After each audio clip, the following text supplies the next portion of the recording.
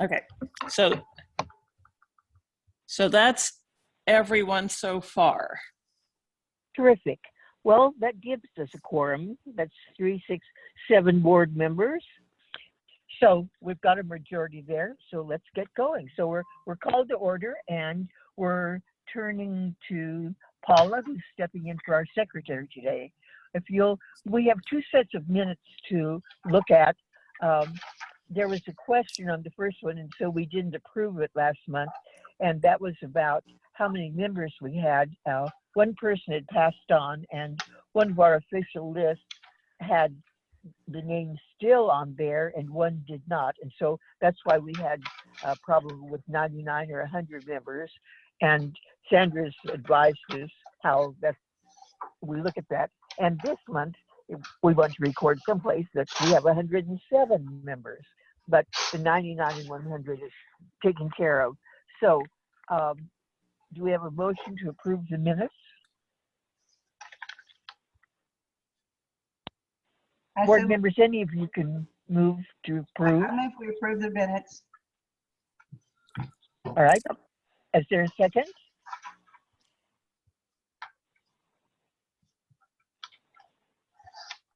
We need Sure, a second for the minutes to approve.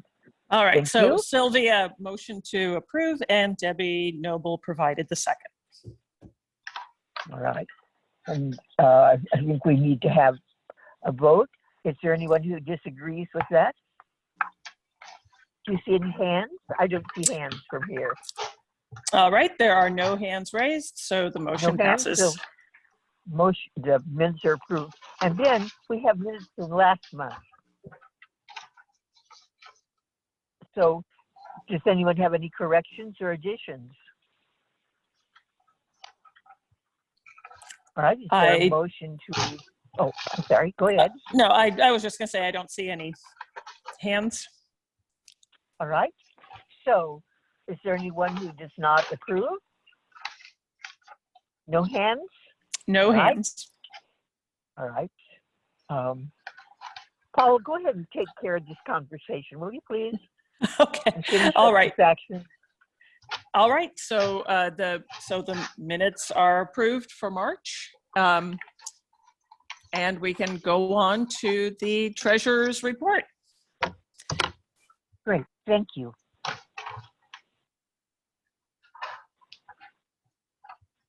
And now I don't think your headphones are connecting, because I don't see you on mute, but you're not coming through in waves.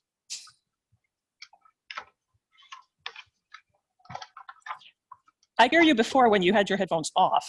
Yeah, I took them. I've taken them off. Let's see. Okay. So we had one new member, one new student member, 3 people who contributed to the Centennial club members. And on that line, on the 2021-2022, I carried the 303 over twice. And so on the year-to-date, just with your pen or something, you can mark that year-to-date on 2020-2021 fundraising events to be 3,105. Let's see, then we had the big check. Our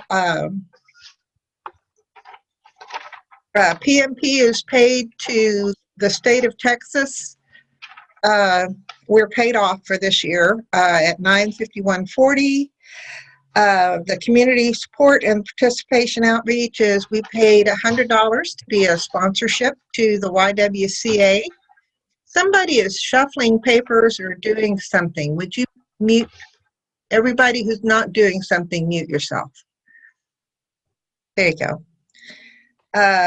Voter services publications. We had an old invoice that Chris knew was open back from 2020, 2019. It was a year ago. And She had dogged those people until they got us the invoice finally. So that was, it was a primary invoice in February of either 2019 or 2020, and that was $550. Two payments for the voter, February and March, $1,780. Website and maintenance. Debbie finally, or not finally, Debbie requested reimbursement for payments that she had made to Milo in the amount of $600. The administrative postage and supplies, the normal $5 service fee to Crossbank, and the other $64.50 was we were getting really, really low on checks. We don't write many very often, but I didn't want to get to a point where we ran out before I could get them. So that's why that's so much higher this time.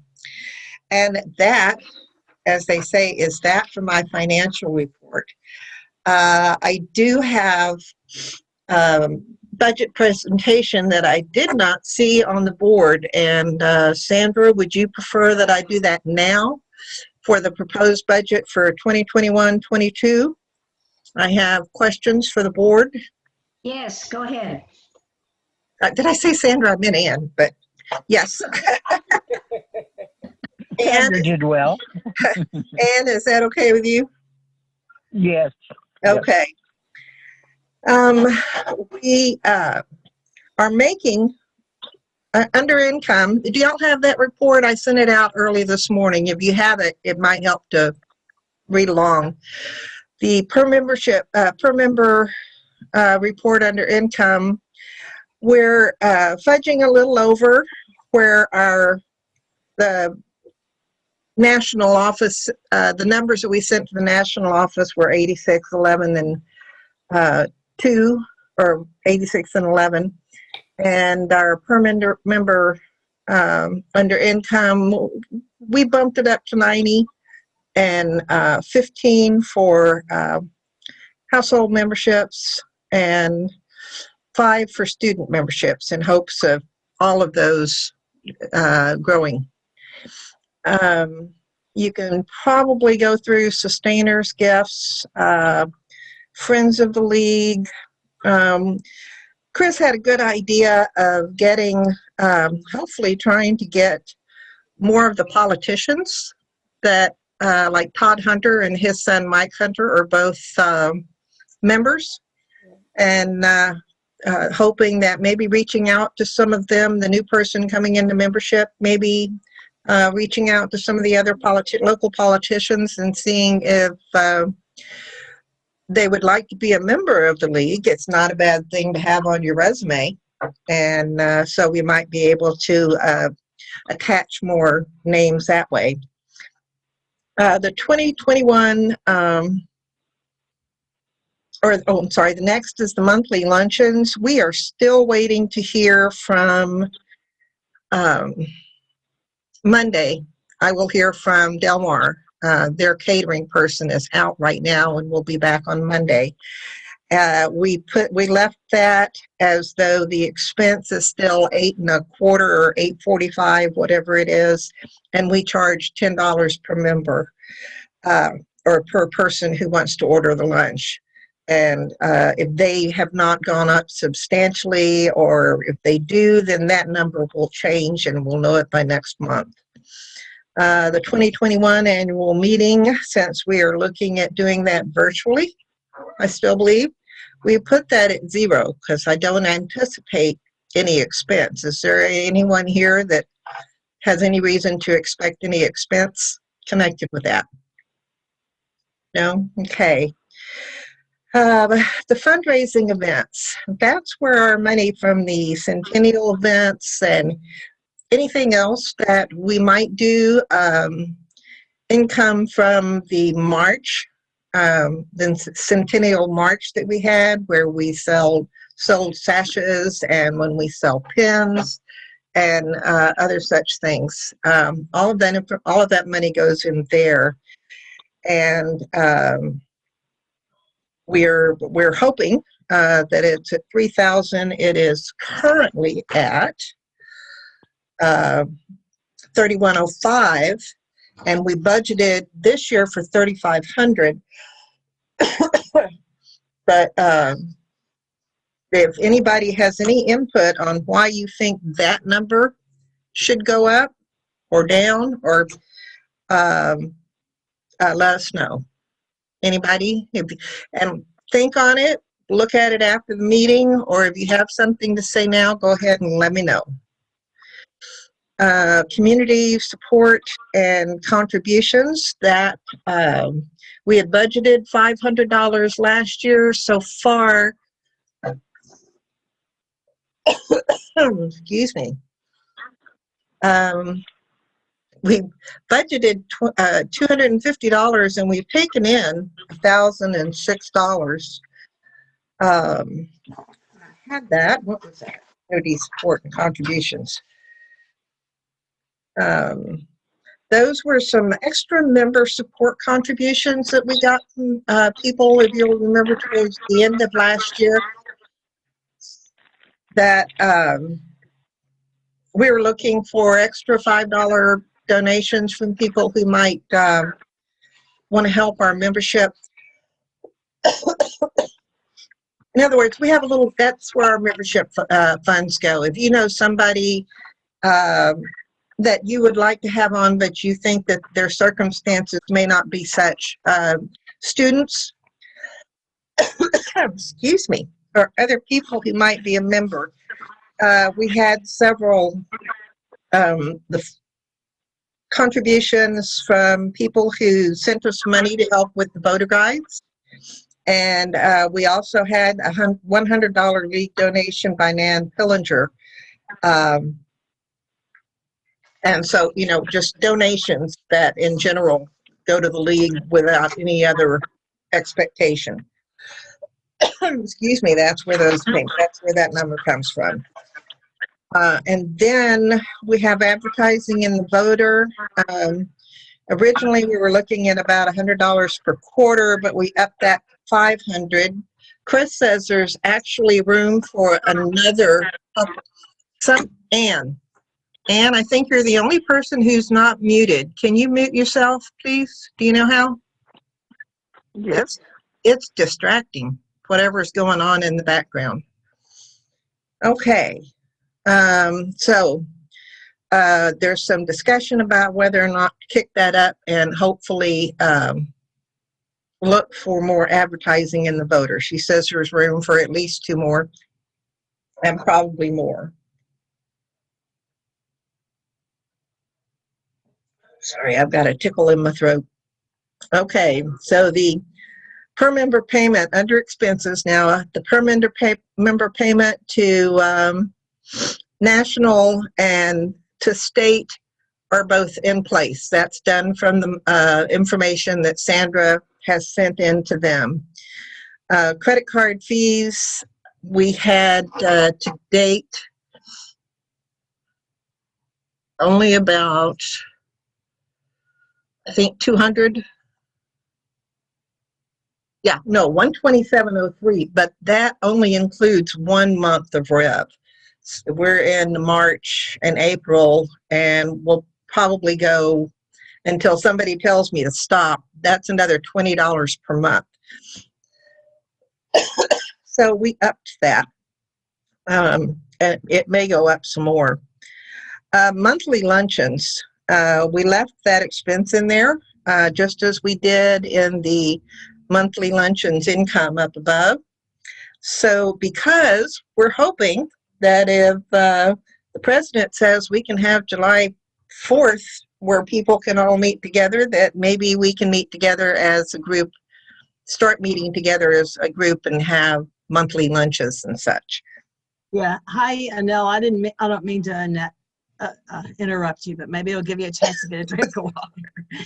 I put that note there because it says monthly luncheons, and I was thinking, can we just change the title to monthly meetings in case we do get to meet like that July 4th or another time? I'm thinking too, when and if we get to meet, it might be outside, you know. and we might be able to find a food truck or something that also is $8.25 per person. Of course, check in with Del Mar, but I was Yeah. just thinking, some different options. And not just- Okay. That's some options, and it's something we can look at, but we've left this because this is a place where we have a definitive cost at Del Mar, and a place where we have a definitive how much we're going to charge to offset that cost and possibly bring some money in. No, that's good. What I'm suggesting is, just in case, set the cost like you've done, so fiscally sound. But in case Del Mar isn't $8.25, maybe we can find someone else who's $8.25. That's all. It's just a language thing. Del Mar isn't the only place we had meetings in the years before, but in those cases, most people bought their own food. We didn't make any prearrangements, but okay. The annual meeting again is at 0. We budgeted $500 for 2021. 22 fundraising events, and I need to get with Lois. Lois, are you still here? Yeah. We're going to, there's Yes, I'm here. a centennial meeting tomorrow, and we will know more about what we anticipate for the expenses for our centennial meeting in August, or our centennial event, I think, in August, and whether or not there'll be any. May I ask something at this point? Sure. Sure. I just want to remind people that since we have so many partner organizations, in the past this has not been a fundraiser. It has just been an educational event, an outreach event. Because of when we went into using it as a fundraiser, it became fraught with difficulties for our partners.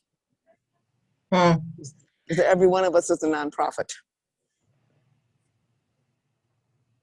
Okay. Well, we'll chat further with you on that before we make this go beyond the proposed budget and make it an actual budget. Great. Thank you so much. The community support and participation outreach, we have that at $400 because there are things that we have assisted with in the past. This was the month that we paid the $100 to the YWCA for their Equal Pay Day event that's coming up. And we are sponsorship. It was yesterday. Oh, it was yesterday. Okay. And they gave us credit. Okay. So that's the type of thing that covers.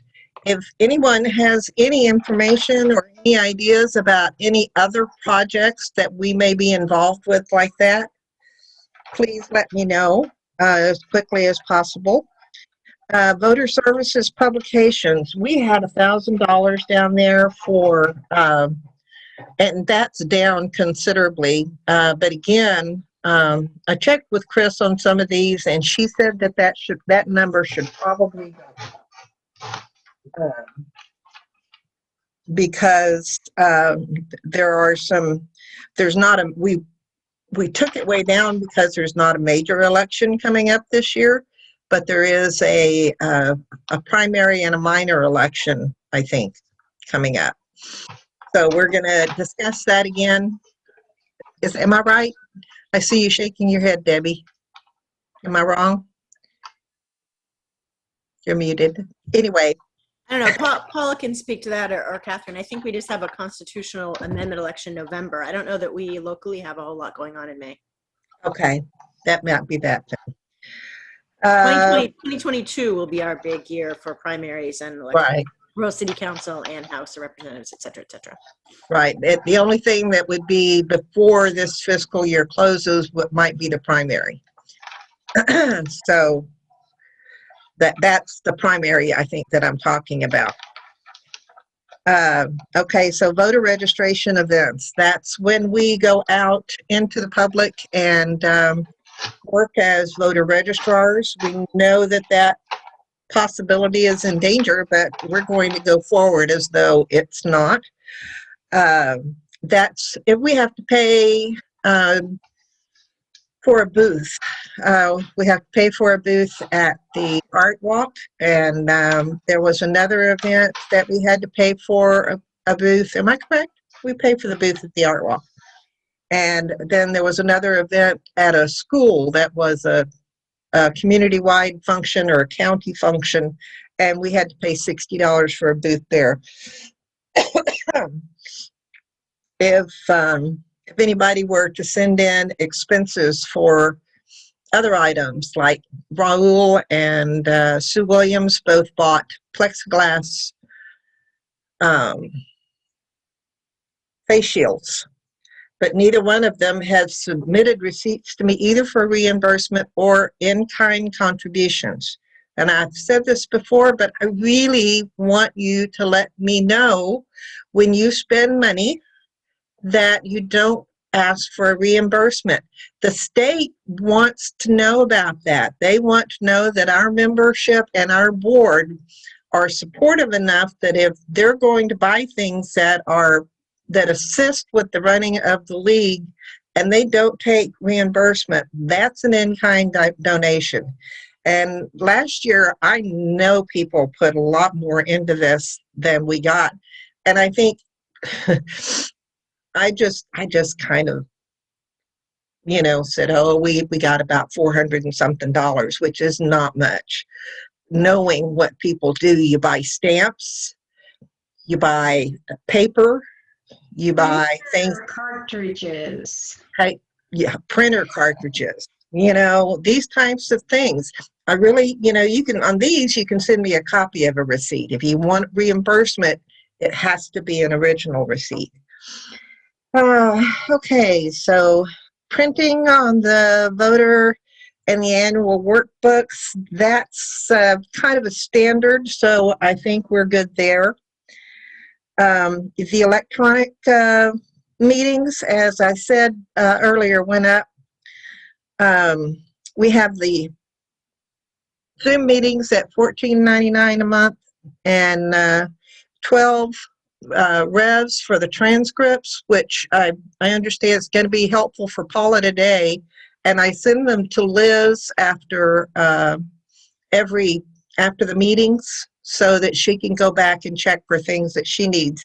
So those appear to have been really helpful. Whether we continue to have Zoom meetings after we're able to meet again, that's something that the board will discuss at some point, but for now we're budgeting for the whole year. Website maintenance and upgrade with Club Express. I have $240 in there, but I have discovered that according to the state treasurer, the money that they put in will cover our $996 for the setup fee. We have to pay it and then they'll reimburse us. Okay. It's $24 a month after that, which is actually good and probably less than we were paying for the previous one. And that also they will reimburse us for the first year. Right. So essentially that is zero, except that Debbie told me today that there is a $40 per month charge per year. Per year. Okay. We pay $40 a year to register our URL, which is LWV-cc.org. And that whichever website platform we use, that always points to that. So anybody can use that anytime, any place, and that will point to whichever one we're using currently. And it's around $40 a year. And I think I've just been paying it. So send me your information and I'll put it down in kind. Admin, postage, and supplies. That's where that $5 a month service fee comes in. If somebody did ask for reimbursement on postage, say you have to send a big package somewhere to cover whatever, that's the type of thing that should be reimbursed. We really appreciate the fact that people do take expenses on themselves, but don't take huge expenses that really should be a league expense. And since you're seeing it, you can tell what kinds of things fall under there.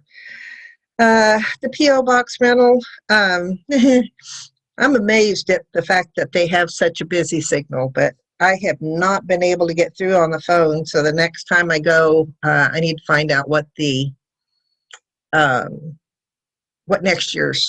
upcoming years will be.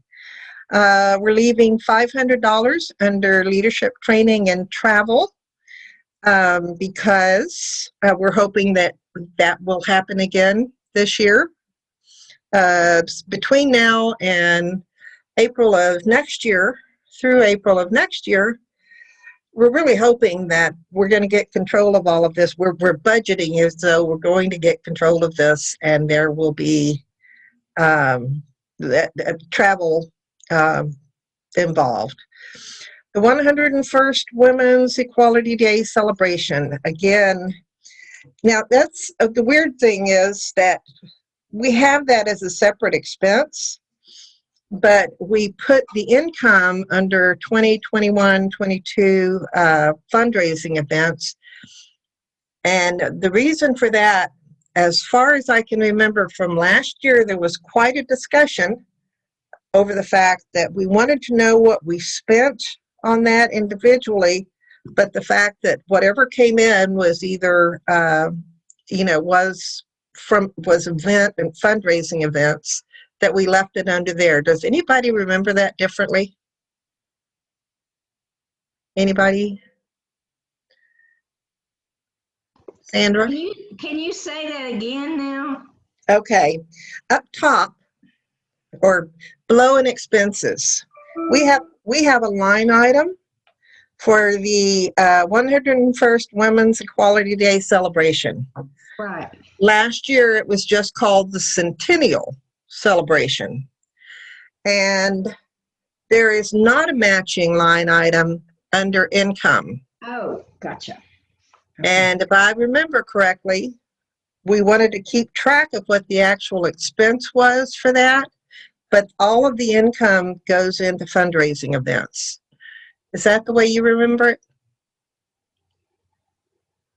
Well, I might have to defer to Lois, but the only income we had really was in the Centennial Club, right?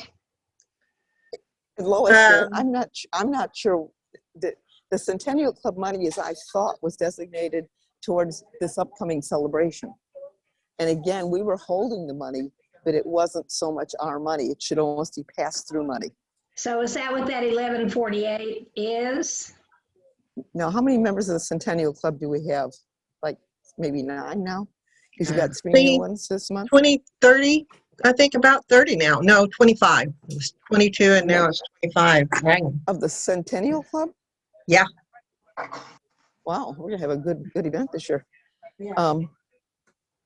That should probably be pass-through money though. That I don't know how we designate it that way, but it's not going to be money that we're going to be able to use for ourselves. We're just holding it for the event. That's what I recall. Right. If someone else recalls it differently. Exactly. Yes. Yes. So it's I think it probably should be a separate line item. Under income? It would need under income and under expenses. It would have to just be an ingo and outgo. Whatever we put under income would also be under outgo, because whatever goes into whatever Centennial Club donations we've received, the intention was it'd be spent towards this 101st celebration. When we thought we could do it in person. So your recommendation is that we make a separate line item under income?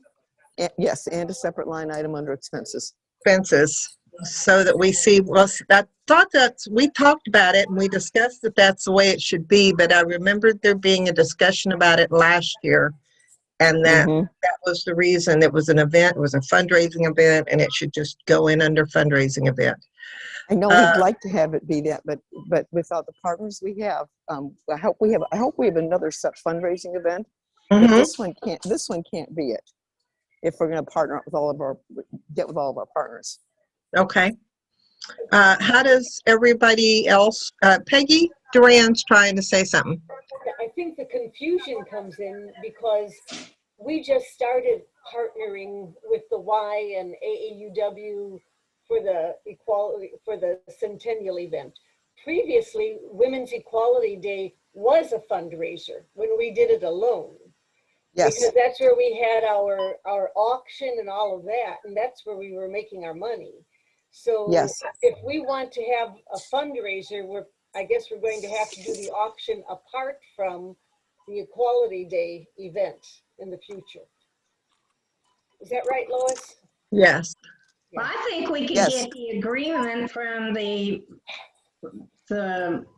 101 Celebration Committee that we want to sponsor the silent auction and reap the proceeds. And if they agree, we could still do it. Sandra, that was a problem last year. Organizations have a much better bottom line than we do. Yeah, I don't That think was a any of them. problem. Yeah, but I don't think it was a problem if we wanted to do it. They just didn't want to have any involvement in it. Correct? We can try it and see. I'm frankly, would love us to have a fundraiser, and it used to be a fundraiser, but I know that the other organizations, once we reached out to them, they did, you know, it became again a logistical issue of not losing our partners.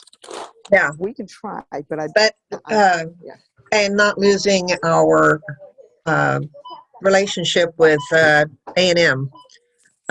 Yeah. Yes. They didn't want to fundraiser. You know, that was another issue too. I wish we could do a separate fundraising event. Can we think of a different event? Just maybe realize that maybe this has changed focus. Okay. Well, I can't think of anything, but before I get too held up on the budget and cost everybody else their time, let's leave that. I'll add the centennial fundraising. I'll put that, the budget committee, will put that in income, and I will separate out for the end of this year what we have moving so that we'll know what we have moving into the next year. All right? Can I read you my wish list? Sure. For the league? I've got a new banner down. I'm not sure if our 100th anniversary celebration banner, I think it'll fit on the wall in a Del Mar classroom if we're going back there. But we may need a new banner. For sure, I don't know what you guys are doing for a table. You know, we used to have to carry that folded up table around when we went to register voters. Are you still doing that, Paula? We have not been out in the community for a while, and okay. I have not heard from Raul. Yeah. Okay, but that's a possibility because that was cumbersome and it was pretty old. Then brochures, we're going to need probably 1,000 new brochures for membership. And speaker gifts, we used to give a token gift to our speakers, like the last time was the crossed flags, the United States and Texas lapel pin. As a gift, we should give our speakers some token of appreciation as well as applause.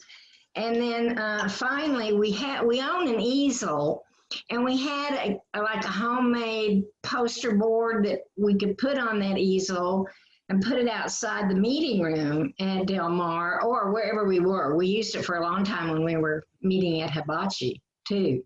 And so we need a professionally made poster so that people can identify our room wherever it is we're meeting. So those are some of the things I wrote down, and maybe they're included in some of your categories. I wasn't sure where, but those are things that we need to plan for. Okay. Okay, thank you. Okay. Thank you. Sylvia had a question in chat that asking if the Del Mar facility at Costoris and Staples has an outside patio where we could have our meetings and get a Del Mar lunchbox. And because they're thinking of the fact that they have some outdoor concerts there. Does anybody know the answer to that question? If they do, it's in Julie. No, I'm pretty sure. I think Sylvia's talking about the KED studio since they share that building. There is an outside area. Ah. But I had there's forgotten just about one that. table. Isn't there just one concrete table? I don't know. I bet we could follow up and check. I didn't know this was a line item. I'm sorry about that, but we could check with Del Mar and see if that area is available and if they cater and if they provide tables. Yeah, Okay. it's a good idea. I'd like to add the chamber music just had an event at Richardson Auditorium. Del Mar is being extremely careful. They have very strict reservations about getting close. Other places allow 3 people to sit next to each other. With Del Mar, only 2, and then there were 4 seats between. And they had people monitoring the washrooms. They are being extremely cautious. So I don't know that they're going, I mean, we don't even know if we're going to be able to have Right. a concert there yet. So Right. I think we need to be careful about wanting to jump in too soon to regular meetings. I think we ought to plan with these variants that are coming out of continuing with Zoom for a while. Oh, yeah, absolutely. Past, the summer Yeah. for sure. Yeah, under the website, or no, under the electronic meetings, we planned there for the entire year. We're hoping that it may go to the others. That's why we left the monthly lunches both under income and expense. But, and I think we did 7 months. And that was just a, rah, baby type of thing. Okay, and then the last thing we had under here was the Lead Study Community Forum, and that's what it's been. And up to here, then after that, I put a /2021-22 new study.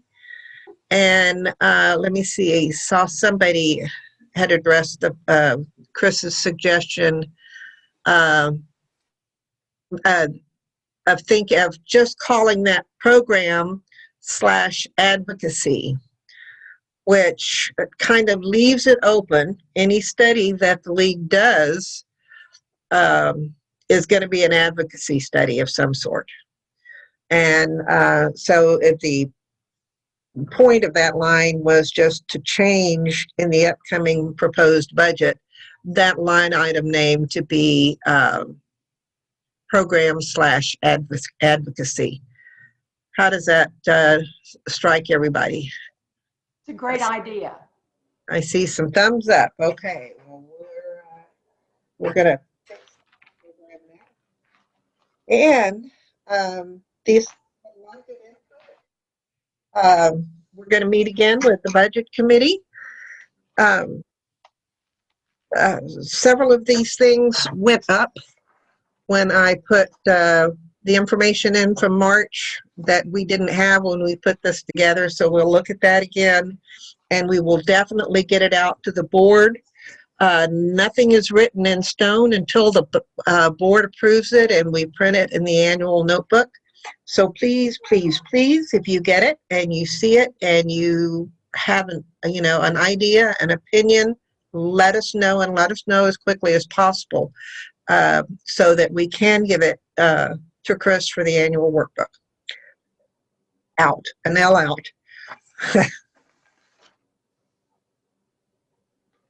Next. All right. Do we need to approve or anything, or we're just moving on? No? Okay, good. So in that case, the next item on here is Club Express. Do you want to give any more information about Club Express, Debbie? Yeah, I got that.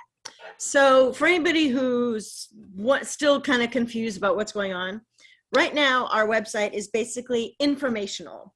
Like, people go there just to find information. Now you can join or renew on there, but that information doesn't really go anywhere. All the work is done manually behind the scenes by real people. Right, Sandra? So most people just go to that website to find out information about voting or registering or our events or our newsletter or issues. And that's what we have right now. The whole point of going to Club Express is that it's going to combine all the actual functions that we do as a league into this one place. It's a management tool, not just a location for information. It's going to manage the membership rosters and payments to the state and the national. It'll process renewals on a rolling basis so people can sign in and they can update their interests, their committees, volunteering. The communications people can use it instead of a separate email system, which we use MailChimp or Constant Contact or whatever. You can do that through the system. It can also be used to manage donations and fundraising. You can have paying members that have certain rights, and then you can have non-paying members, which might be speakers or groups that we're associated with or members of the press or whatever, and you will be able to use the email system to talk to them separately, to do things, to email to them also and add them to lists. So this isn't the same as what I did last time when I switched websites. I did it all by myself and I didn't really need any help. But this time, because it's about the functions that we do and not just the information, I am going to need, I've already talked to Anel. I've already talked to Sylvia Campos because she's going to be the new membership person. Sandra, we're probably going to need you just because you have that vast amount of information in your head about membership. So we're probably going to need to make sure that we set things up in a way that makes sense to you and Sylvia as she gets going. So I've been wondering, we have a student membership that I haven't entered into the database yet because I thought, well, I'll call Sylvia and we'll sit down and do it together. But it's a whole lot of stuff that she can just throw away. I mean, she doesn't have to remember under Club Express. So I don't know whether I should detail her on how it is now. What do you think? Well, it's going to be, you guys are going to have to run it the old way for a while still, because we're not ready to switch over yet. So, and we have to, I think she's going to have to understand how the old system works in order to understand how to implement it in this system. Like we need codes for members and families and students and scholarships or whatever. We have to decide what types we need so that we know what to put in there. It's, garbage in, garbage out kind of thing. Does that make sense? Yes, it does. Yes. Okay. Thank you. Thank you. So we did already sign up with the state league. We told them that we were going to do it. So we are now eligible for their reimbursement plan, which, as I said earlier, it's a $996 to start the whole thing, which they will reimburse us for. And then the first year, it's a minimum of $24 a month. It's actually a per member basis, except that we don't have that many. Even with 100 members, we're still going to be at the minimum of $24 a month.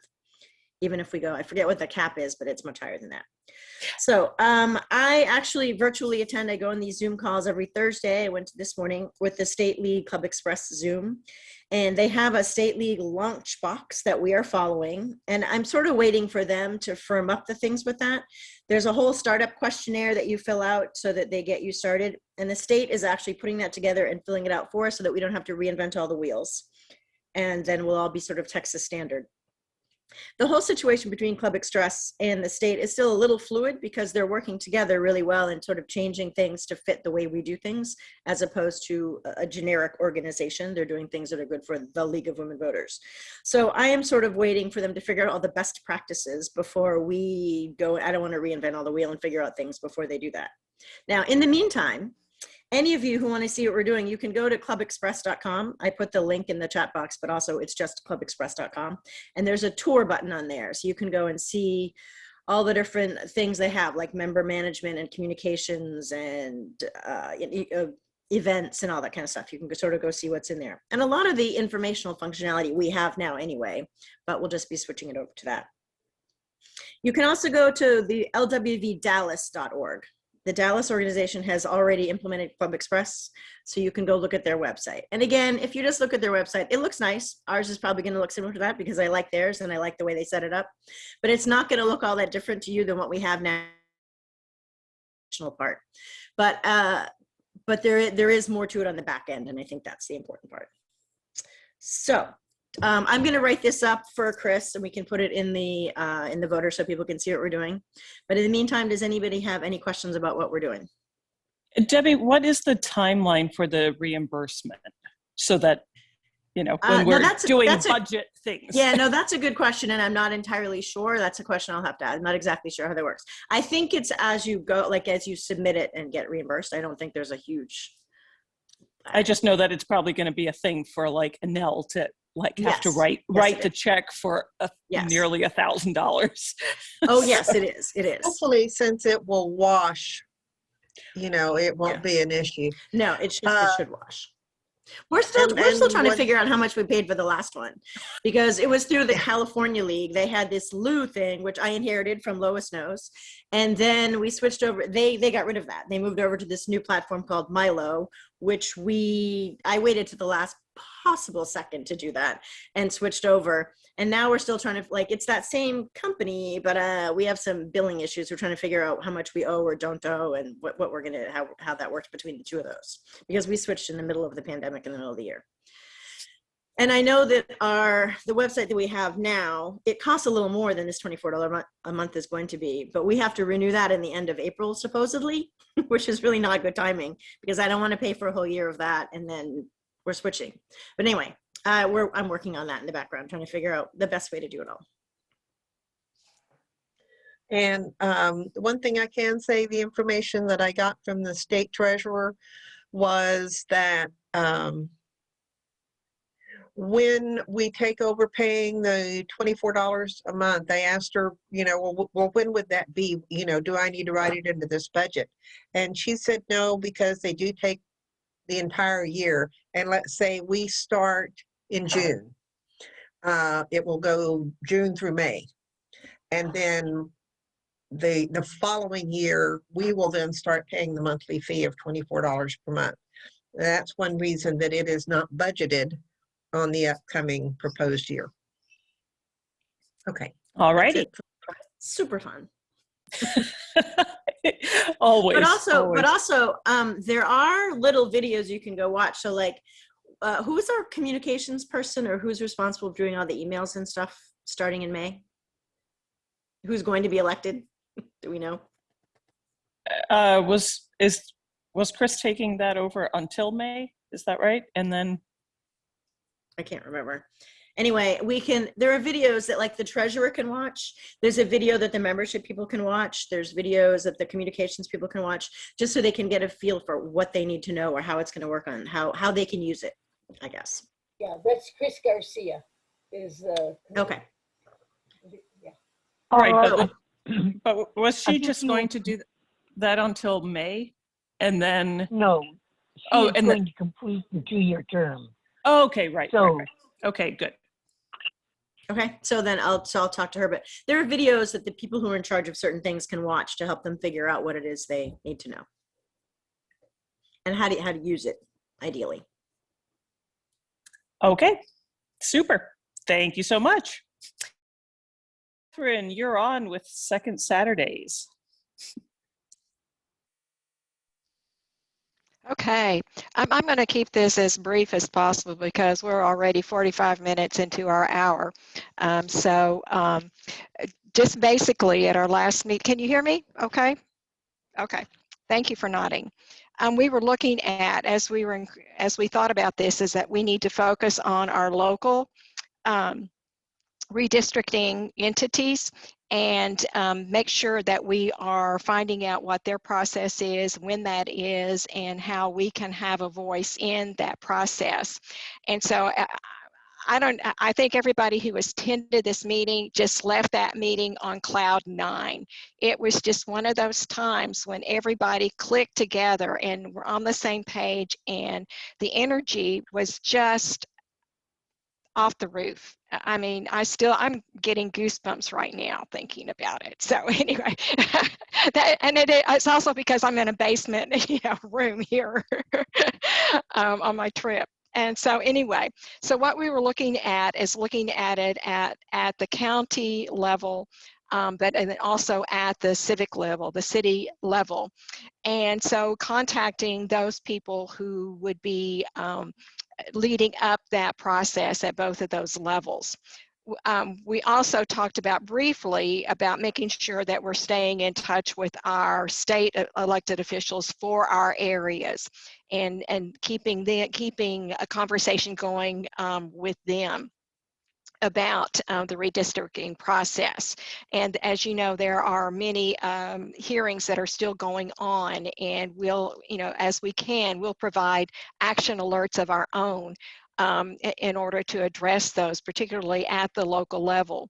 But in the meantime, just again, look for those state action alerts, if you will. We also talked about contacting the sister leagues that are adjacent to basically our area, the Victoria Leagues and the Lavaca Leagues, and to see, if there's some collaborative efforts, particularly with when our state representatives overlap. So those are really key things. I will tell you that I have contacted, started the initial process of contacting the county, Nueces County, and have some feedback, some tentative feedback on that probably there. It's possible there may not be a commission for doing this, but there certainly will be public hearings. And I think this may be much in the same line as happened last redistricting, in that there will be a public hearing, but we don't have a definite date on when that will be and how that will be done. Anyway, that, basically in a nutshell, that's what we're looking at. As in terms of the ISDs, that's all going to be set by TEA. So we'll know more about that as time goes on. So I know this is really quick. One last thing, we are looking at researching who the communities of interest are in our region who have already filed. And so I don't have anything to report on that right now, but basically that's where we're going with this. Anybody else who was there and something I've left out, please, raise your hand, Julie especially. And I think one thing I want to make sure everybody knows too is that great follow-up you did for historical institutional knowledge, and you did a check-in with a lot of our great former leaders. Some of them are probably on this call as well right now, and we found out some interesting things. One being that we've been involved, but I think this year we're kind of amping it up a little more. I agree. That was most helpful, since I'm still relatively new to the Corpus Christi area, and so I did not know the lay of the land in terms of what happened before. And so I so appreciate all of those past, as you say, Julie, past leadership for, being able to send us that they had the records, they saved it, and that they were able to get it to us. So thank you very much. So I thought it was great. It was very graceful too, and it was an acknowledgement of their leadership. I really liked that piece. Other questions? All right, thank you. All righty. So then we're moving right along. But I'll just interject here because it kind of piggybacks on Catherine's thing. The League of Women Voters US wanted us to meet with our US reps. And so I did reach out at Anne's behest, I reached out to Lavaca and the Victoria Leagues. And apparently the Victoria League is undergoing some transformation. So their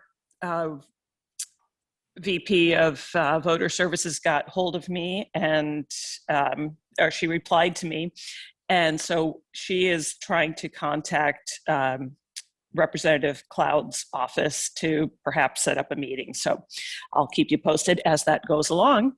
And in terms of redistricting, I did pop in on the redistricting meeting this afternoon. I got going like 2 hours late, but it seems like most of their focus was on testimony from the western part of Texas. So it was interesting. Nothing from this area, and Stephanie Swanson did not provide testimony at that particular hearing.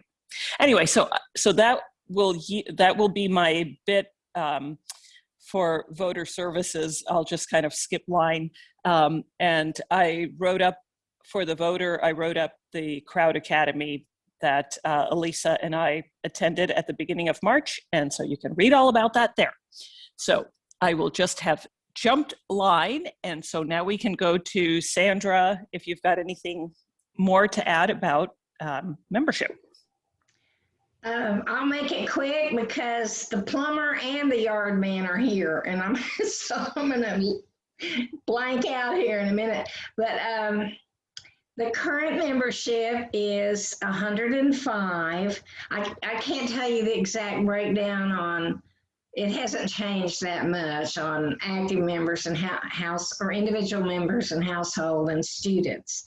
I do have that one student that Anel sent to me, and I will call Paula. We'll just, not Paula, I'm looking at you. And I'll call Sylvia, and we'll, start her orientation on how to use the database.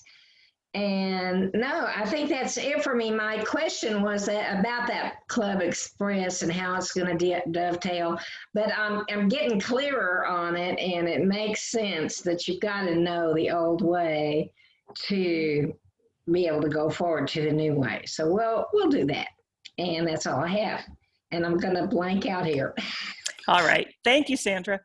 All right. So I already did my thing. So Julie, we're on to you. Can I say something real quick? No. Please. We don't need to rush quite so much. Catherine said we were 45 minutes into our hour, but this meeting is actually an hour and a half. So we're not quite as... We're good. Yeah. Okay. All right, go, Julie. Wait, unmute. Okay. There you go. Well, I don't aim to take up 30 minutes, but I'm glad to know we have a little bit more time because we have a lot of things to discuss. I sent out some supporting documents. I hope y'all have them. I'll refer to those. But let's start with the things that need to happen first. And let's know that April 15th, for our luncheon meeting, we have Joaquin Gonzalez. So that's all, and there's been all kinds of things happening in the legislature, as y'all know, on voting rights. And as Stephanie had predicted, it would be a very timely meeting. So I'm glad about that. Now, let's look at May 20th, which that's our annual meeting. That is something I didn't have a heads up on, and I just ran with the regular schedule. And last meeting, we discussed that how important it was to accommodate Dr. Rickoff, and the steps would be for me to contact her, let her know that we appreciated her speaking, and that we did have some other options, so that we seemed polite and not well done on our end. And so that's how I handled it, and it worked out very well because they've changed her schedule, and she really doesn't want to do the day. She would prefer to do May 20th at night. The times I gave her were 6 to 6:30. That's what we had discussed. Or she could do Saturday morning from 10 to 10:30. That was another option, just because those second Saturdays, we do collect a lot of people. I told her we were board meeting today and that I would get back in touch with her. So we have to make a decision today. Chris wasn't able to join us because of Lenten obligations, but she suggested the Thursday evening. I just want to make sure people know that she had spoken to me about that. I don't have a feel for it. There's people here like Chris and others who have more of a institutional hearing. So let's turn it over and have a discussion on it. What do y'all want to do? I have to tell her tomorrow.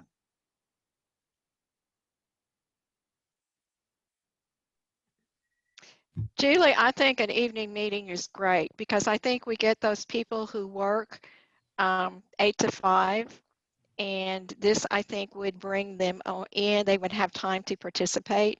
You know, in the past, our annual meeting was in the evening. We had the catered meal and all of that, and it was well attended. So I would say I would be in favor of that. And our annual meeting is going to be the same day during the lunchtime. Is that correct? What we're saying is we're not going to do the lunchtime, but we could do it in the evening instead on Thursday, May 20th, or we could do Saturday morning. So the annual meeting and the speaker are all still one thing. Yes. Okay. Yeah. And she's going to Okay. speak for she's going to speak for 30 minutes. And she Okay. has sent me also some articles and things, and I'm going to send something to Debbie that she can post on the website on our stuff about disinformation. And I'm going to write an article in the Voter and provide those in case people want to, you know, get informed before, I hope. I think especially since we're doing the annual meeting over Zoom and it's not a social time with a dinner and hanging out in the room having a speaker, makes sense. I do too. And also I find that if you have your speaker be the first part of the meeting, so that she doesn't have to sit through the business, you know, and let her go. Let us get, and that's how you draw everybody in at the very beginning, and then you try and keep them that way afterwards, you know, because then they feel obligated to stay for the other part that does, you know, it's let's face it, the annual meeting is a tough row. And so it's like, you have your fun part at the beginning and then you stay for the work. That's a good point, Peggy. Okay, That's so good. now, Well, maybe we could do a virtual little wine and cheese or something from 5:30 to 6. Some of the So things I've done virtually have been like that. I don't know. And the best events I've been to have been KEDT and the Farmer Market, Grow Local, where they had great food that you could pick up. But we can decide things like that. What it sounds to me, what I'm hearing from everyone is that the Thursday evening, May 20th, would be the better option. I'm a little stuck on this right now because normally we've been deciding things like this right now and it's informal, and so I'm hesitant, frankly, that I don't know if I'm supposed to or someone else is supposed to make a motion. I don't know how y'all want to proceed with this. Julie, I don't think it's really that formal. I think you're the programs person. You get to make decisions. You get to come and say, this is what I want to do, and we all get to go, great. Like, we'll be there. There is no rule. There's nothing set in stone. I mean, there's stuff that we used to do, but it doesn't matter. We can always change and morph, and you know, times are weird right now. So I think doing it that Thursday night, having a speaker, doing it on Zoom, it's all good. And bring a glass of wine. I think that should be BYO glass of wine. mandatory. Yeah. Don't stress about it, Julie. You're doing great. Just go with your instincts. Sylvia. All right. Hey, Sylvia, did you want to say something? well, I was just going to say that I think that the Thursday, the 20th in the evening is a good idea. I go for that.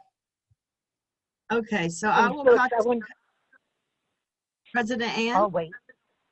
Well, it's Ann, and I had understood that we were going to do a noon meeting, and so I went ahead and contacted Judge Brunyalis, and he said he would be glad to be there and do that. So I'll get in touch with him and tell him we've gone for the evening. But I want everyone to remember that swearing in all the new officers is one of our big things we do, and we can certainly do that before we have the speaker.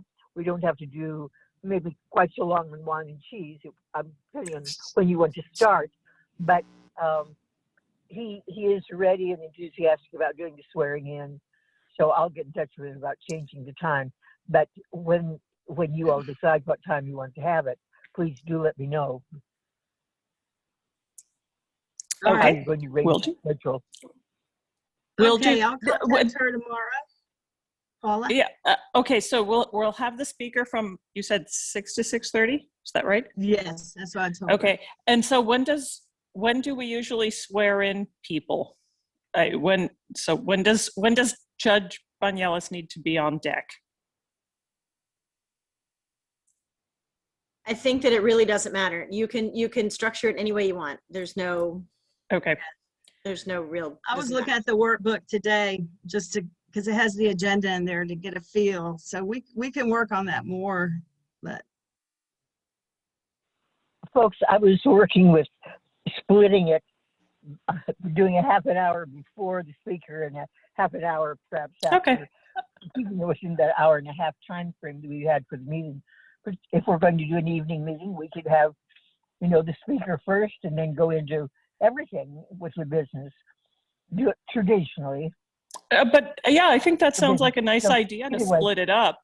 Splitting it up sounds, like if we started the meeting at 5:30, voted in the officers, had the swearing in, yeah, and then have the speaker and then finish up the other stuff. That sounds like it would give a nice mental break, kind of break it up a little bit. Well, and that way the new officers would take care of everything in the meeting. Because once the officers are sworn in, they are the officers. Yeah. I They give them a become the good officers chance. June 1st. Yeah. Do they not? Know when they get So sworn in. When they're sworn in, the old they're office. It They're wasn't sworn the point in to have for- the speaker to a- first? Oh, just I'm going to back up just a minute. Peggy If has we- suggested that just so that she thinks it leads in, it's good to build up to a meeting. That's one suggestion. Another is that we induct people ahead of time and then do the speaker and then the rest of the business. This is what I'm hearing. I think we can still work on an agenda. The main thing was to be able to communicate with the professor tomorrow. Yes, that's right. But I do want to say this one thing before we let it go. The beginning of the new term of office is June 1st. So even though we do the swearing in, it is effective June 1st for the people to assume their offices. okay. Yeah. If I'm wrong, you can correct me, but that's the way I read it. Okay, sounds good. Okay, I'm quiet, Paula. Go ahead. No worries. Julie? All right, let's proceed. So that gets us through June. We have a retreat, so we do not need a speaker. But July 15th, what is our first meeting in July? We've got the Mayor Guajardo kind of floating out there. And I had booked her for May, not realizing to not do that. But we're probably able to get her in July. I thought that would be a lovely way to start out a new year. I do not know how you all feel about it. I want to make sure it's okay with everyone. Love it. I do trust my instinct, Debbie. I'm just really used to get to work for people to speak back. Is that all right? Really, with everyone? just sell it. Just say it with enough positivity. We'll be like, yes, that's great. Yep, You sounds know, good. Okay. to be honest, I can't remember. I know that we don't have membership meetings every month of the year, but off the top of my head, for the life of me, I can't remember, Yeah, what they're not months that we required. typically don't do. Yeah. Well, And- probably because, summer is summer, right? And people go Yeah. places. But Yeah. now, no, people are still probably not going to be going anywhere. So we may, Yeah. and with Zoom meetings, it's so much easier to get people, like the mayor who can just Zoom from her office. Yeah. So Monthly Zoom in meetings from Maine. monthly meetings are not required. I was looking at a thing earlier, but anyway, I think it'd be great to have her. It's July, it's Independence Month, and it'd be a good way to start off. And then if we need to take a break from people, we can, because I can't book anyone else beyond that because we have to set a program planning. yeah, we can take For the August year. off and go to Martha's Vineyard. How about Yeah. let's go to Padre Island. How about- So I in have June that. at the retreat, isn't that what we do in June at the retreat, is talk about what we want for speakers for the upcoming year? Yeah. Yes. Okay, Anel? Yeah. Okay. Well, so yeah. we take off in June because of the retreat. We don't do August because of the centennial or the Perfect. centennial event. And I think the history is that we have not done December, although we did do a December meeting last year. We're required to have 8. Anything we do beyond that is gravy. But if we take those 3 months off, then we've satisfied our requirements, plus we have an extra month if we want to take it. Plus, we aren't even really taking them off. We're just sort of doing alternative things. So We just don't have the monthly meeting. Yeah. No, I think we're good. All right, so that gets us pretty set to where we can go forward after we get a program for next year. But we still have to get through this year. My goal this year, and I've spoken about it several times, is to finish this the study, take it through the consensus process, and see if we can get a position statement out of it. I felt that it would be good to go into the annual meeting with that complete, so that we can say we finished something, and it will jazz people up to do the same and to participate in our organization and to grow our membership. So with that, I have sent out a debrief of the consensus meeting. I don't think I need to read through the whole thing because I've sent it out and it will take up time.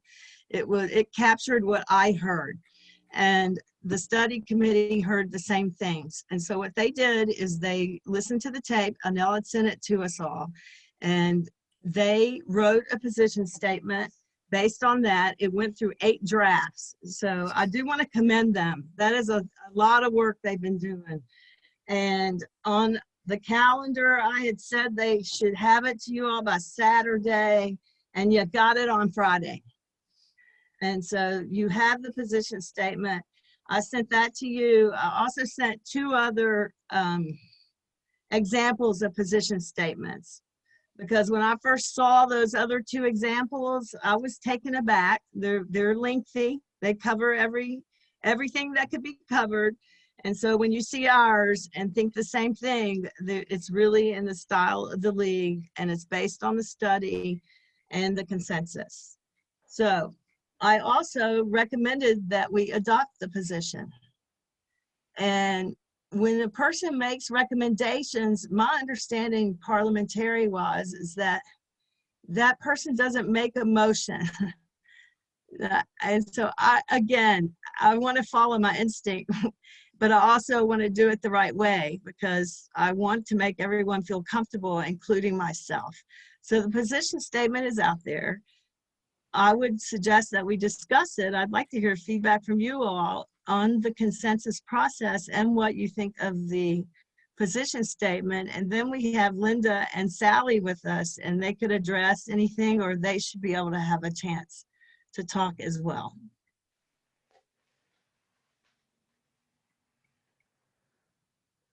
Well, I'm going to admit to the fact that I did not get a chance to read all of it. It came today or yesterday, but I was kind of buried under the things that I was trying to get out. So I don't feel qualified to make a motion to adopt, but I'm happy to listen to other people that have. I had it all, and I don't know what I did with it. Oh. Yeah, I know we've got a group of workers here, and everybody's got a big load. So we sent it out. You should have gotten it Friday, but I know that we all get tons of email, and I can't find my stuff many times. So I did send it out again yesterday. Yesterday. Julie, I've been following the process that you've done with the whole study committee has done, and have just been really pleased by how much you brought it down to make it more digestible and understandable. And I feel like the committee has just done an outstanding job of giving positive suggestions, that we're not insisting on things. We're talking about reasonable standards. And, basically, I think we've got ideals there that we're striving for. Right now, I keep up with Sierra Club and Union of Concerned Scientists. We're seeing studies coming out across the nation with concerns about water, all kinds, whether it be lead, toxic chemicals. There are a lot of things out there that are happening, and that this seems to be right on the cusp of a moment. And I think this study is coming out at an excellent time for our league to be able to say, look, these are the standards. These are things that we need to be working towards and concerned about. And this is what, if you have you know, a pregnant woman or young children, these are things that you need to know about. I think this study is excellent on that basis. Yeah. Did anybody happen to see the portion of the infrastructure bill that Biden is putting forward?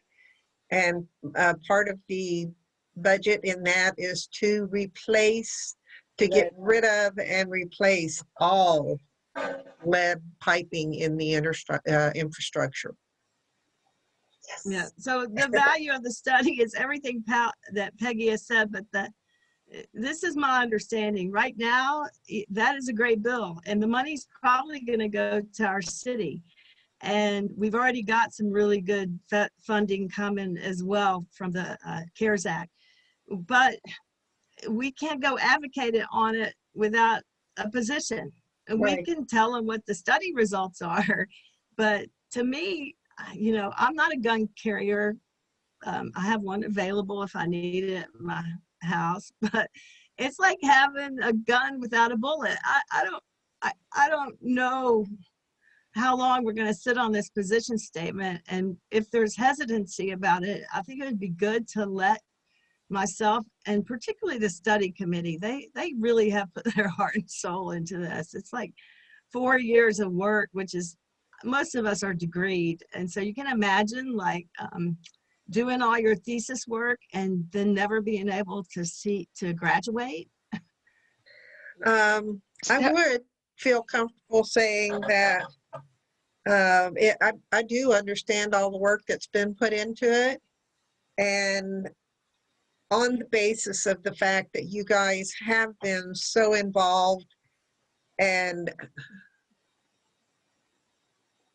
so specific, and you put so much detail into this, that I would feel comfortable accepting the work. I didn't find it. The work that you've done in the position papers that you've done. I do feel comfortable with going forward. Does that make sense, Catherine? I have a quick question.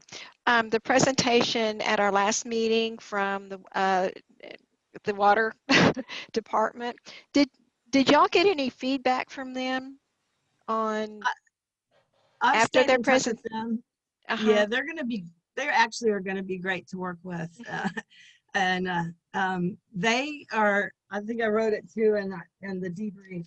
I followed up with them and thanked them and told them we were excited about the citizen science program and what was the rollout for that, because I was gonna, we would have our board meeting and I wanted to give you all an update. And so that is, they are still gonna do it, but it's been delayed from April 15th to May the 1st, and they promised to keep us in the loop.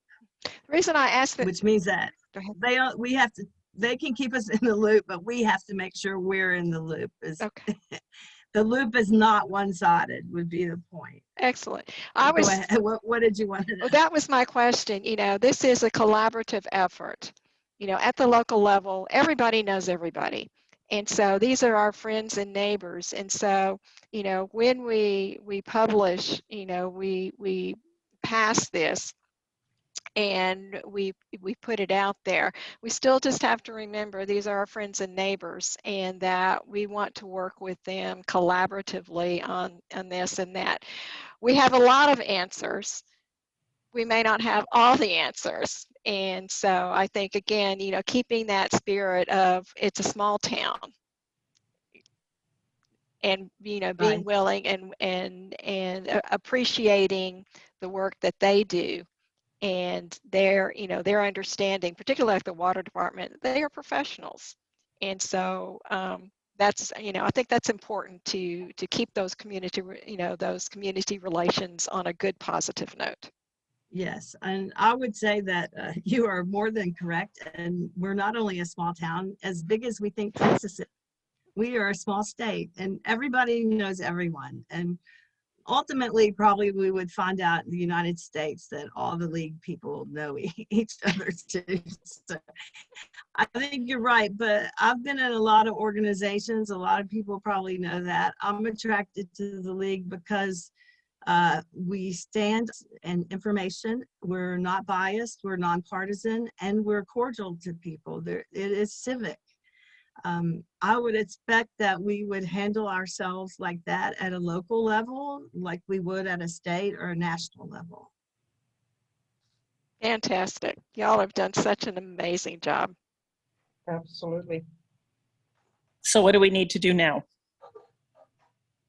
Well, my understanding is, because I've recommended it like 3 times, and the person that makes a recommendation is not supposed to make a motion, and so I kind of stuck right there. That's where I don't know. Like we're sometimes formal and sometimes informal, which I don't mind. I like it when we're informal, but this is an important decision, and so someone has to make a motion and second it, and then we have to vote on it. Do we have still the quorum to do a vote? I believe so. What is the motion that you're looking for? Are you looking for a motion to accept the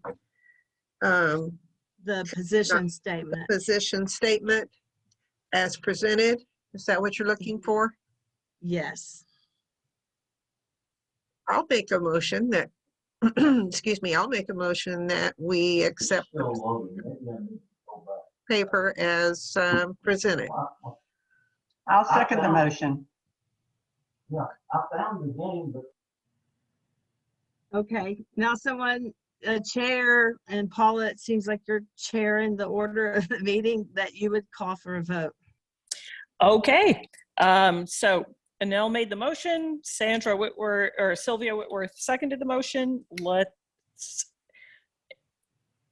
vote. Shall we? Do we need to have more discussion? What does this vote actually do? What does this vote do? What happens after this? Yeah, what happens after we vote? And I don't even know if we still have a quorum of this board. This is just a board. Right. I'm not even sure what we're voting on. I don't understand what happens after this. Like what We're trying to vote on the position statement. That was what I recommended, that we adopt the position statement that the study committee turned in. That's what we're voting on. Yeah. What do you do with it? Debbie, the board needs to have a vote so that we can present this at the annual meeting as to adopt the study.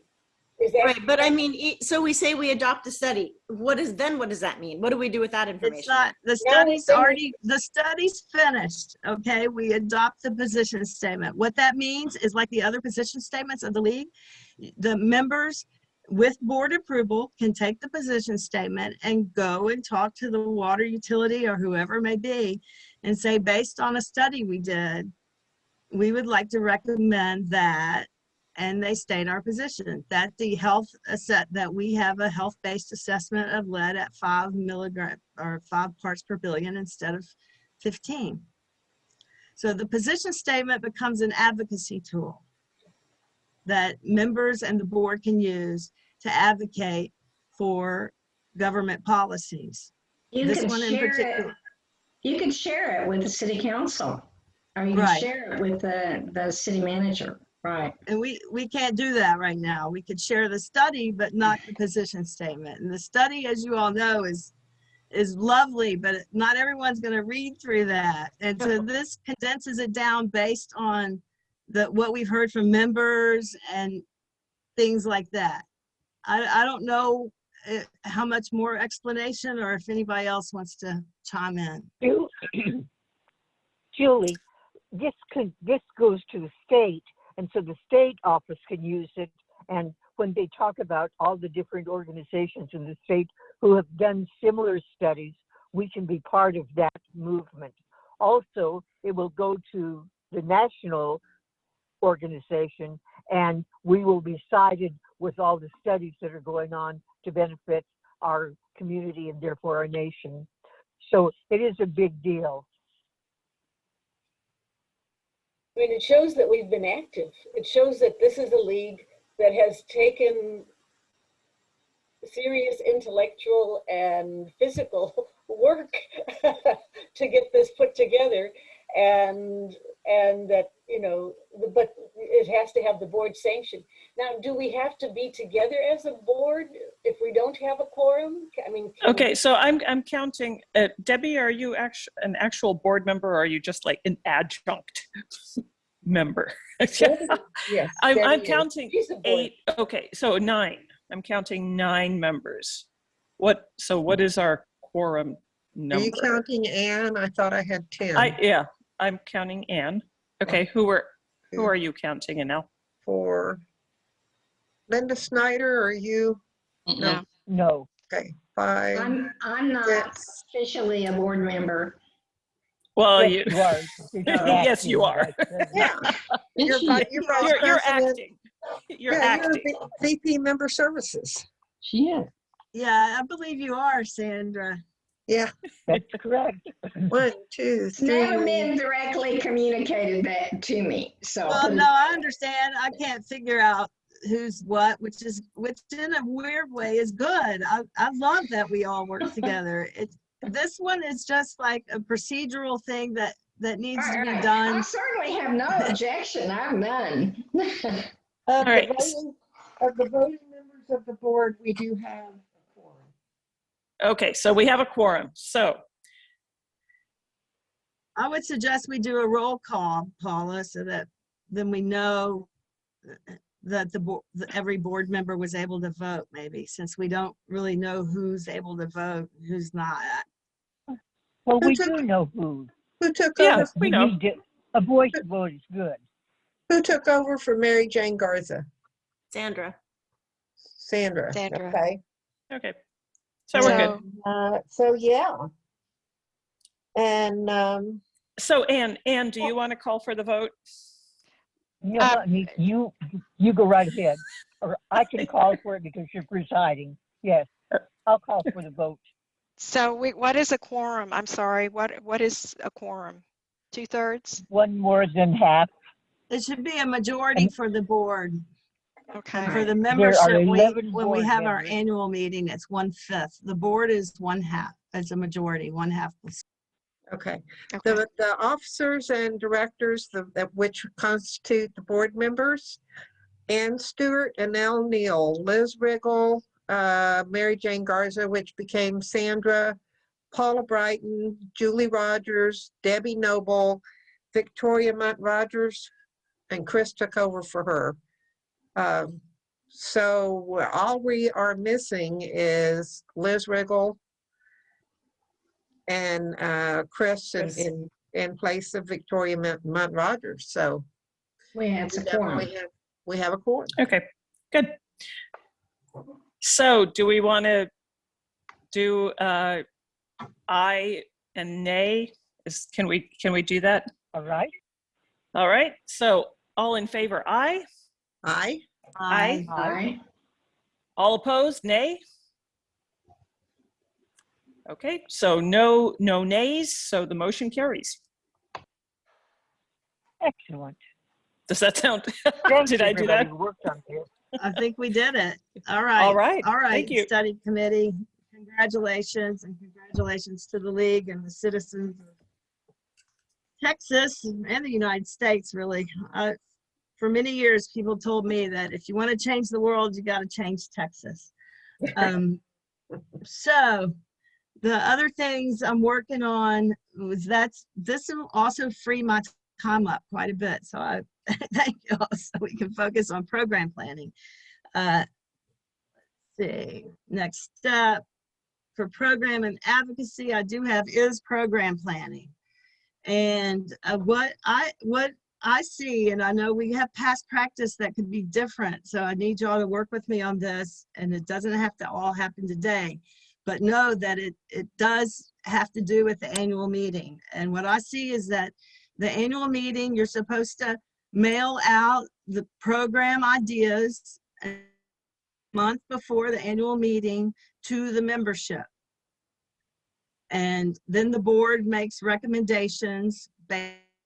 Before that, the board can recommend, oh, we think this is the better idea out of all of them. And that would be published. Here's what I think is happening though. We have a past practice, and we have bylaws. They coincide some. But we also have reality, which is the timeline.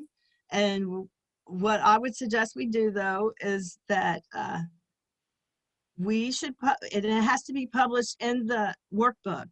And so what that all says to me is that by April the 20th, our members should have some kind of list of possible new study or updates, which would be the speakers that come. And the speakers are based on our positions. And so we have wonderful positions. If we identify a topic and we have a position on it, that's what we would seek. And so we need to kind of think about next year. And I know that y'all have said this gets meshed out in June at the June retreat. So that all happens after everything I've said is or see is supposed to happen by the annual meeting. So I put in my monthly report that we kind of brainstorm on it. We published a call for program studies in the March voter with the April 1st deadline. So that was good. I mean, to me, the main thing right now is so that members have a voice and they are given an opportunity to participate and engage. And if they're not there yet, we've given them all that opportunity, and our job for this year will be to get more participation and engagement as time goes on. But we did publish that call for a program study, and we got one suggestion from Alice Hawkins on March 23rd. And so I am a very slow typer. I thought about putting it in the chat box, but it would take me longer to do that than anything else. I would like to provide to you that topic and then a list of other possible topics that I see based on the workbook from last year. There's program positions listed in there. There's like that natural parks and recreation, which would be wonderful. There's sand dunes. There's great stuff. And many times over this year, people have brought up climate change. And if we could meet again, or else or a subcommittee, or else when we could meet again after April 15th, when we have our general membership meeting, if the board could just stick together to talk more about program planning. Because otherwise, we need to do it today, and I don't get the feel that we're gonna be able to do that. I like putting it off from today, because in addition to topics, Julie, one of the things that we can do for topics, topics is that we can spend a whole year going back and looking at previous position statements and saying whether or not we need to change those, update them. That, is always a worthwhile activity. No, I think that was going to be part of my suggestion too, because when I looked at the workbook, the positions that are on there, some of them are like timed out. They're no longer prevalent. Yeah. And I think as far as program planning, if we tell our members that's what we're doing, it's a basic communication thing that needs to happen. So how about this? I'll prepare a document and I will seek input from everyone. And on April 15th, after the general membership meeting, and I will give you information before that. Hopefully, I think I can pull it off next week because the position statement's done. But how is that? Everybody okay with that? Sounds good. Okay.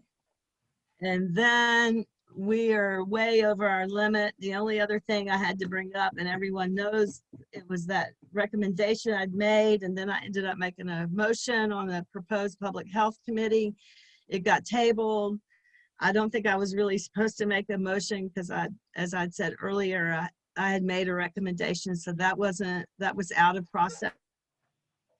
I wanted to bring up was that in that information, I said I would provide a list of things, the responsibilities, oversight, membership, and tasks. And so I'd like to finished what I said I was gonna do, so I have mailed you all that.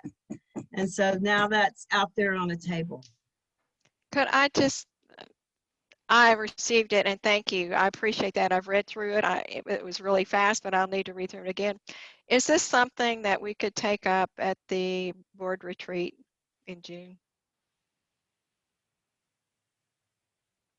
I think so. That would give us certainly more time to discuss. And That I sounds like think a in good the idea. past also, we have had committees that looked at previous studies and come up, you know, because that's a big job. I mean, you've got to sit through and you know, it's like, do we still believe this? And does this Yeah. need to be tweaked? I mean, there's some things you have to kind of bring back to the league every now and then and update it. So you at the retreat, you might, I mean, it's something that could take up so much time, Catherine, that you might almost want to get a committee looking at that. Yeah.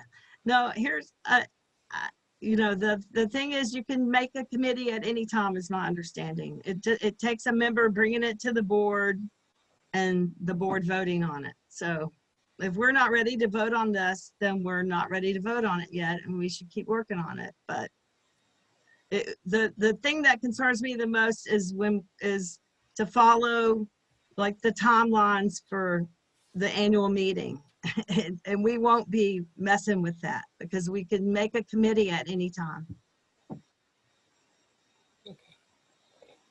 But I agree that we have a longer and broader discussion period during the retreat. And I think that's a good time that my opinion is that that's probably the best time to deal with it. Okay. And And so maybe now though, y'all have some more understanding of where the study committee, why they had wanted to take their work forward and why I'd recommended to do that. Thank y'all. That I believe is it. Let's see, program studies. I'm gonna get y'all a document. That's it. All right, sounds good. Debbie, did you have anything else you needed to add? Nope. Okay, you're good. So then the next thing on the agenda is Teresa Carrillo.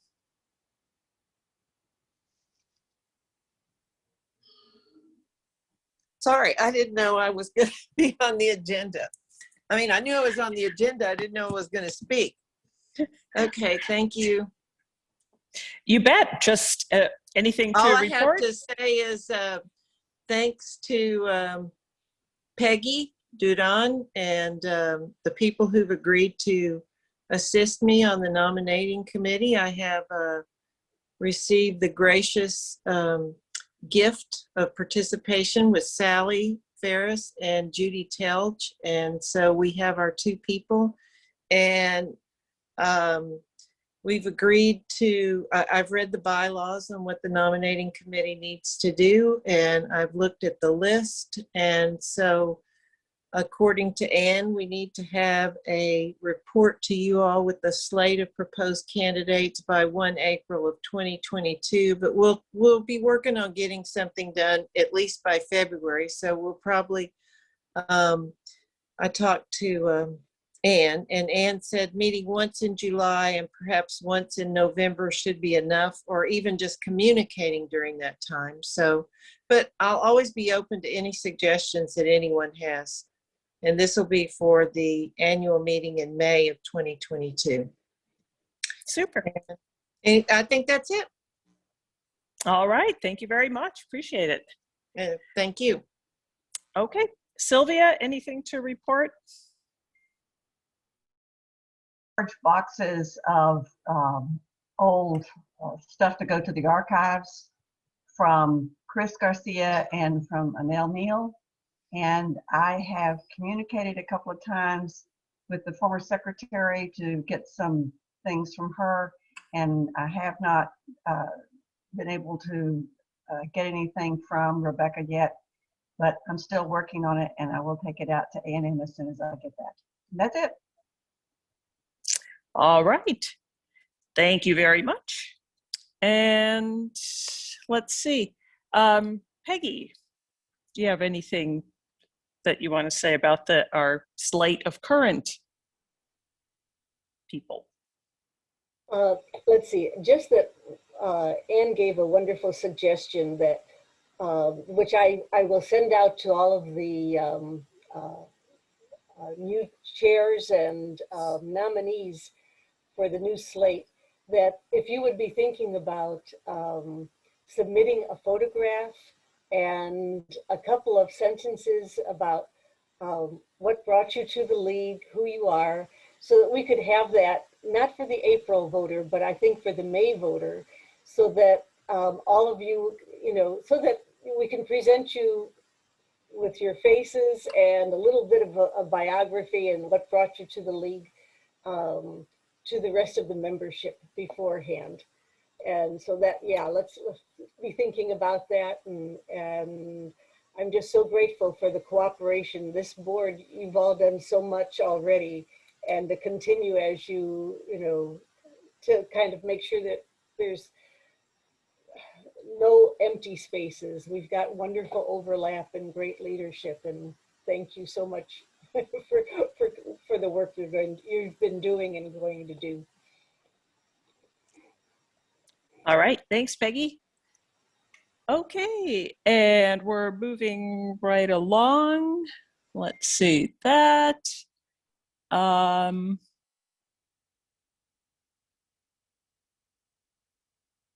think we heard from Lois and she has gone now, and Chris is not here. So let's see, Anne, anything else you want to add? Anne, go ahead and take over now.